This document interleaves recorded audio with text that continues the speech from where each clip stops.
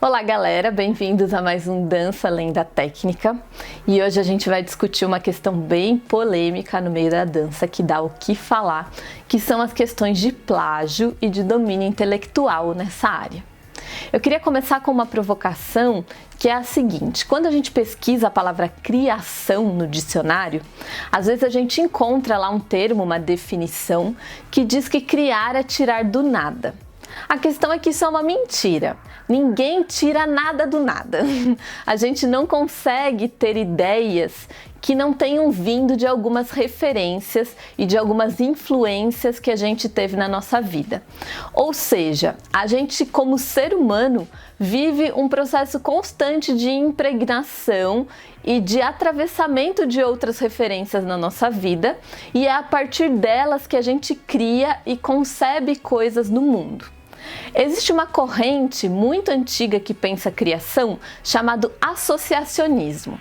Essa corrente do associacionismo é uma corrente britânica que vai dizer que a gente só produz conhecimento por meio da associação de duas ou mais coisas, pelo estabelecimento de conexões, né? Quando a gente combina coisas, a gente concebe coisas novas a partir dessa combinação, que é uma combinação que uma outra pessoa não fez. E por isso essa combinação pode produzir algo novo. Essa corrente do associacionismo é uma corrente que surge no século XIX, ela é anterior para a gente ter noção às ideias do comportamentalismo ou do behaviorismo, por isso que a gente diz que ela já é um tanto antiga. Dentro dessa lógica, a gente concebe, a gente cria coisas a partir da conexão e da associação.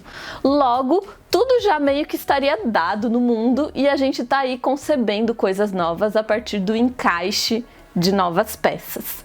Isso tem um pouco a ver com aquela frase bem popular que a gente já ouviu falar várias vezes, que é: nada se cria, tudo se copia, né? E essa ideia do tudo se copia, na verdade, tem a ver com essa impregnação de informações.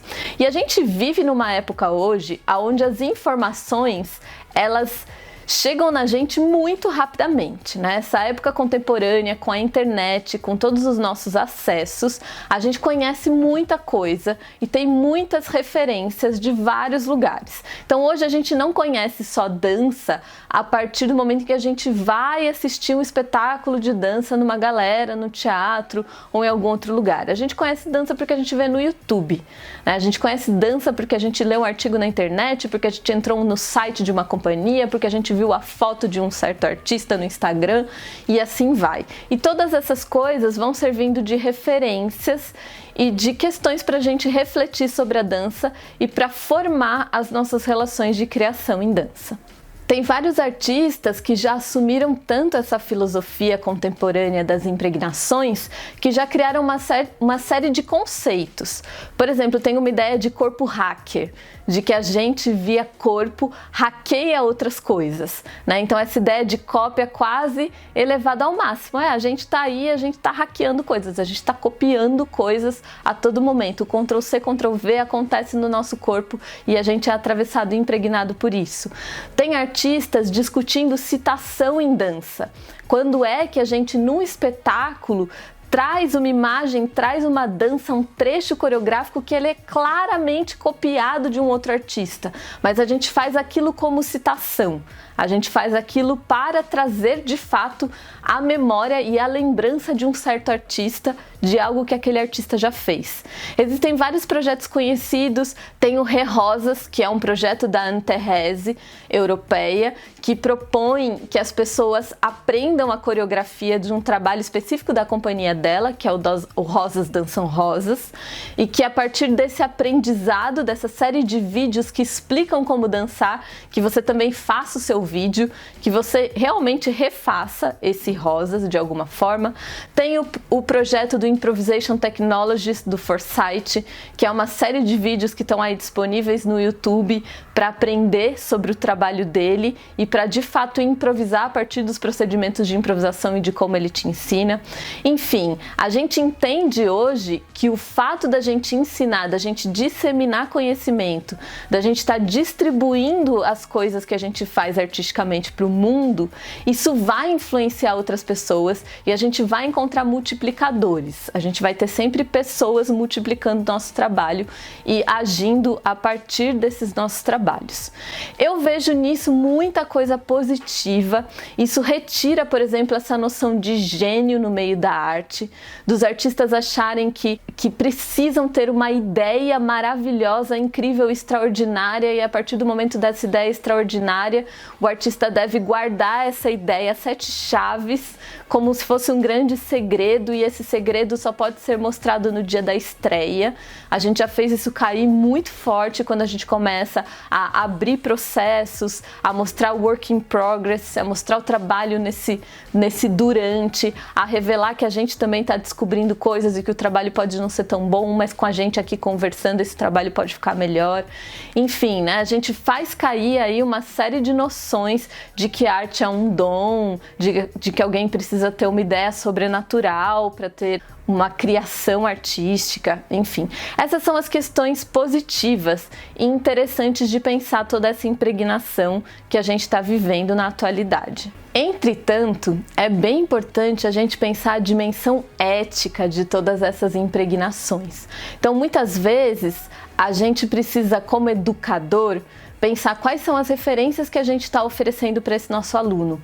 Quando a gente dá uma aula e a gente utiliza procedimentos que se aproximam do trabalho de um profissional XYZ, será que a gente cita esses profissionais? Será que os nossos alunos sabem, conhecem as nossas referências? Será que nas primeiras aulas que a gente dá para os nossos alunos, a gente cita os artistas os quais a gente colheu referências, sejam essas referências de nossos educadores anteriores ou até referências que a gente conheceu pela internet ou por outros lugares? Então, de alguma forma, existe uma dimensão ética de dizer quem são essas pessoas, quais são essas nossas referências e por que a gente está utilizando essas referências. Normalmente, as pessoas, quando elas estão começando a estudar dança, os estudantes ou pessoas que estão começando a criar espetáculos, estão iniciando seus trabalhos, esses trabalhos tendem a ter mais referências em outros artistas, porque a pessoa tem uma tendência a procurar em outras pessoas coisas que ela se identifica, que ela acredita como interessante, e a reproduzir esse trabalho. E essa reprodução, é claro, sempre vai ter ali uma pitada de criação, um outro jeito de fazer, um outro jeito de combinar, mas pode ser que aquilo ainda pareça muito com uma reprodução de um trabalho de um outro artista. Então é sempre importante entender por que aquele grupo está fazendo aquilo, quais são as referências daquele grupo, de onde é que eles vêm, quantos trabalhos eles já montaram, por que eles estão interessados naquela estética, naquela forma de fazer, ou naquele tipo de movimento, para sacar quais são as questões que movem esse grupo ao fazer aquela coisa. E aí essas relações de mediação e de noção de plágio, elas são sim extremamente delicadas e elas precisam de uma conversa e de um entendimento entre o artista que se sentiu plagiado e o grupo ao qual esta pessoa acha que está plagiando. Enfim, são questões que surgem a todo momento no meio da dança. E as redes sociais estão aí, as pessoas estão expondo umas outras e às vezes isso gera grandes atritos e conflitos na nossa área.